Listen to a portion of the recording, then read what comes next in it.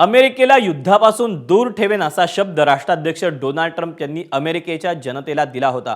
मात्र दुसऱ्यांदा राष्ट्राध्यक्ष झाल्यापासून डोनाल्ड ट्रम्प यांनी 7 देशांमध्ये लष्करी कारवाया केल्या आणि हेच डोनाल्ड ट्रम्प स्वतःला शांततेचा दूत म्हणून घेत नोबेल पारितोषिकासाठी खटाटोप करत होते। डोनाल्ड ट्रम्प यांचं दुटप्पी धोरण इराण युद्धामुळे कसं चव्हाट्यावर आलंय याचा आढावा घेणारा हा पुढचा स्पेशल रिपोर्ट। शांततेचा नोबेल मिळावा म्हणून अमेरिकेचे राष्ट्राध्यक्ष डोनाल्ड ट्रम्प यांनी अनेक खटाटोप केले। एक दोन नव्हे तर तब्बल 8 युद्ध थांबवल्याची टिमकी डोनाल्ड ट्रम्प यांनी जेव्हा जेव्हा संधी मिळाली तेव्हा वाजवली। For my first 10 months, I ended 8 wars, including Cambodia. Isn't it funny? Sick people. Cambodia and Thailand. Pakistan and India would have been a nuclear war. 35 million people said the Prime Minister of Pakistan would have died if it were not for my involvement. स्वतःला जागतिक शांतता दूत म्हणून घेणाऱ्या याच Donald Trump यांनी दुसऱ्यांदा अमेरिकेचे राष्ट्राध्यक्ष म्हणून शपथ घेतल्यानंतर तब्बल 7 देशांवर लष्करी हल्ले केलेत, तेही फक्त 13 महिन्यांच्या कालावधीत।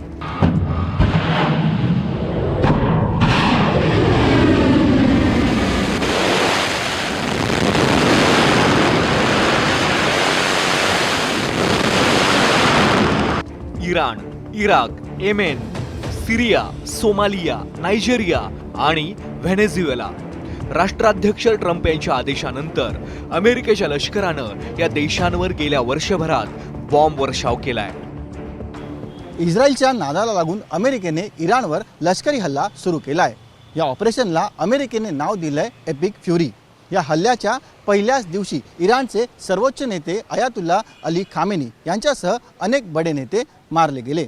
आता हे युद्ध केवळ इस्रायल, अमेरिका आणि इराणपुरतं मर्यादित राहिलं नसून पश्चिम आशियातील अनेक देश त्यात ओढले गेलेत, ज्यामध्ये Saudi Arabia, Dubai, Iraq, Kuwait, Jordan यांचा समावेश आहे। या युद्धात आतापर्यंत शेकडो नागरिकांना त्यांचा प्राण गमवावा लागलाय। हे युद्ध आता आणखीन किती दिवस चालेल आणि संपूर्ण जगाला त्याचा किती परिणाम भोगावा लागेल याबद्दल सध्या तरी कुणीच काही भाकीत वर्तवू शकत नाहीये। पोटात कच्च्या तेलाचा मोठा साठा असलेला देश म्हणजे व्हेनेझुएला, पण अध्यक्ष निकोलस मादुरो यांची सत्ता असताना व्हेनेझुएला अमेरिकेच्या दादागिरीला भीक घालत नव्हता। डोनाल्ड ट्रम्प यांनी व्हेनेझुएलावर ड्रग्ज तस्करीचे आरोप लावत लष्करी कारवाई केली। अध्यक्ष निकोलस मादुरो आणि त्यांच्या पत्नीला घरातून अटक करण्यात आली। 2026च्या पहिल्याच महिन्यात अमेरिकेने ही कारवाई केली आणि डोनाल्ड ट्रम्प यांचं पुढचं पाऊल काय असणार याचे हळूहळू संकेत मिळू लागले। ऑपरेशन रफ रायडर, हुतींविरोधात अमेरिकेच्या लष्करानं केलेल्या कारवाईला दिलं गेलेलं नाव। अमेरिकेने तब्बल 1000हून अधिक हुती नेत्यांच्या ठिकाणांवर ड्रोन आणि क्षेपणास्त्र हल्ले केले। या हल्ल्यात किती मारले गेले याची मोजदादच नाही असं म्हटलं तर अतिशयोक्ती ठरणार नाही। अखेर युद्धविरामाच्या घोषणेनंतर हल्ले थांबवण्यात आले।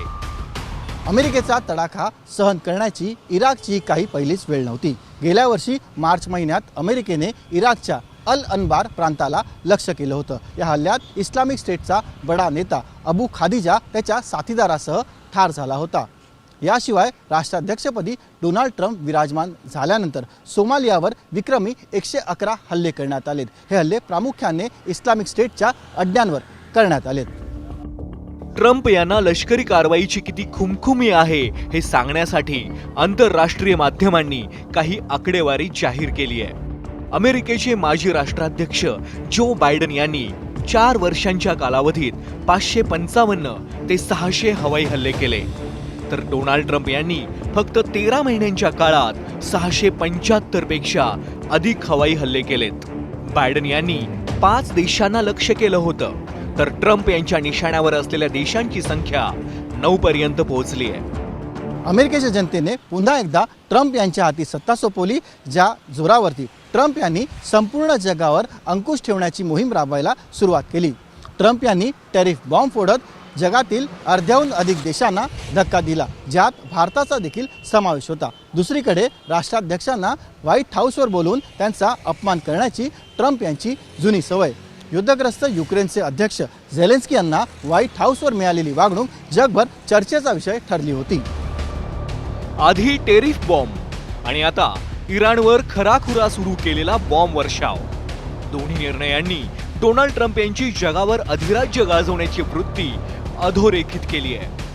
Make America great again, Donald Trump यांचंच हे घोषवाक्य. मात्र डोनाल्ड ट्रम्प यांच्या युद्धखोरीमुळं अमेरिका पुन्हा ग्रेट बनण्याऐवजी अनेकांसाठी बिग विलन ठरत चालली आहे एवढं नक्की. ब्युरो रिपोर्ट, एबीपी माझा. एबीपी माझा, उघडा डोळे बघा नीट.